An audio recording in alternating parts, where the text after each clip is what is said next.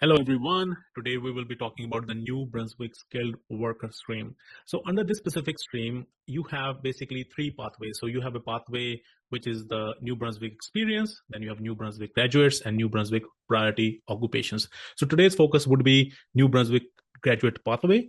The one before that, which is New Brunswick experience, I also conducted created a video for that as well. You can watch that going to my YouTube channel. So here is the disclaimer. So this is only for informational purposes and should not be construed as legal advice. If you want one, you can always book an appointment with an immigration practitioner, and that should be a licensed immigration practitioner, could be a lawyer or a consultant. Let me introduce myself as well. So my name is Sandhu. I'm a licensed immigration consultant based out of Toronto, Canada. And without any further ado, let's go dive right into today's topic. So what we're talking about is the New Brunswick skilled worker graduates pathway, right? So here's the kind of overview of that, this specific stream. So first thing is that it's a graduate stream. So it's for the graduates who have graduated from eligible DLI, right, in New Brunswick. So must have successfully completed a program of study that is eligible for a postgraduate work permit at a DLI in New Brunswick, and are working full-time in a non-seasonal position. So non-seasonal means that throughout the year, right? It shouldn't be like, for example, let's for example take construction. So certain jobs in construction might be kind of seasonal, right? Because it's very hard to work during the snow season, right?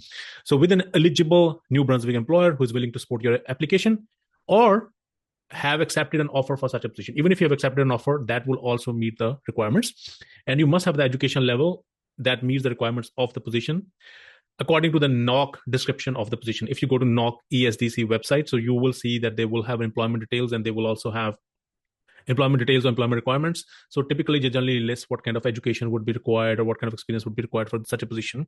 So must have at least CLB level 4 or NCLC level 4 in language, which is pretty low level. And if you are going to be working in tier 0, 1, 2, 3, and you have graduated from DLI in which the language of instruction was English or French, then you don't even need that particular language test. Must have intention, have the ability to live and work in New Brunswick permanently, and at least in 19 years of age.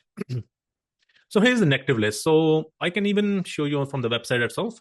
So they have a list of negative list of occupations which they are not considering for right now. Right? This may change by next year, or they may increase the list by next year. So right now you have accounting technicians, shippers and receivers, and this whole list is there. You can always look into this. Okay. And so who else is not eligible to apply? If you're already studying, you have not living lawfully in the country, has been accused of or haven't been refused, for misrepresentation in immigration application, or have an immigration application processes any province or territory, then you would not be eligible to apply, among other things. So you can look into that as well. So now let's look into the eligibility requirements. So might as well I can show you the actual, the guide, because there's a little bit more comprehensive. So I can talk about some of the very important things in that, right? So if you see here, first of all, it's an education, right? So it has to be a postgraduate work permit eligible program. You must have completed from a designated learning institution in New Brunswick. You would need the transcript, the certificate, and student ID. Second is you either have a full-time non-seasonal employment from an eligible New Brunswick employer. So this is a very important word. What is an eligible New Brunswick employer? So we'll discuss that in next few slides. Or have accepted an offer of such a job. And your employer must be willing to support your job, needs to provide you a job offer, or and NB 004 employment information form. So that form has to be also provided with the application. Okay, I think also with the EOI as well. So that change has been made. Another thing is that if you're working in a licensed occupation, you must have the license to practice. Otherwise, it's no use.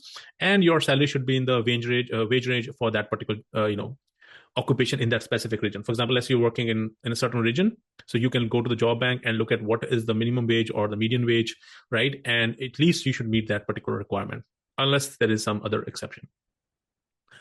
Okay, and then you have the language tests, right? So as I mentioned, the language scores are pretty low. If it's IELTS general, it's 3.5 in reading, 4.5, and 4 in writing, 4.5 in listening, and 4 in speaking. And they have also mentioned that if you meet these conditions, you do not need to provide a language test, which is if your job or employment falls in tier 0, 1, 2, 3, and you have successfully completed at the New Brunswick DLI.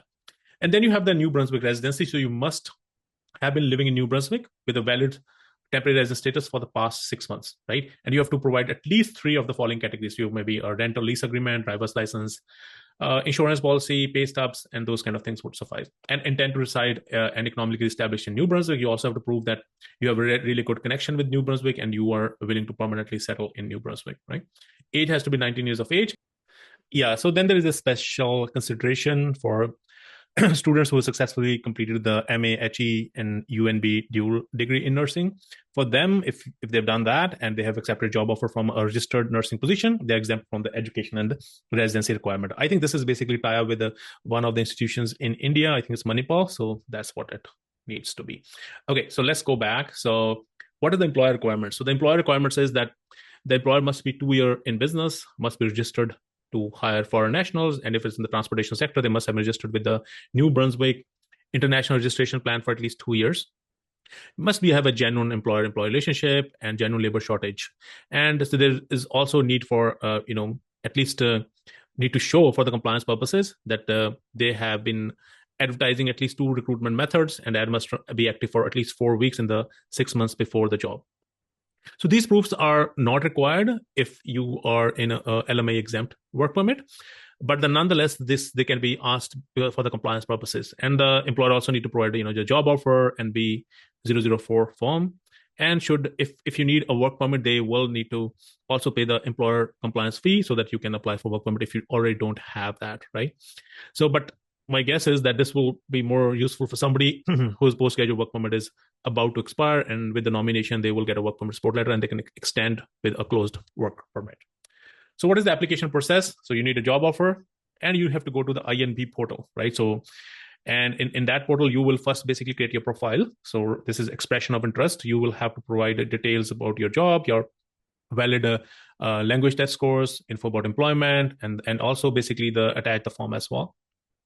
If you're invited, you can submit the application. You have to submit the application within the 20 calendar days.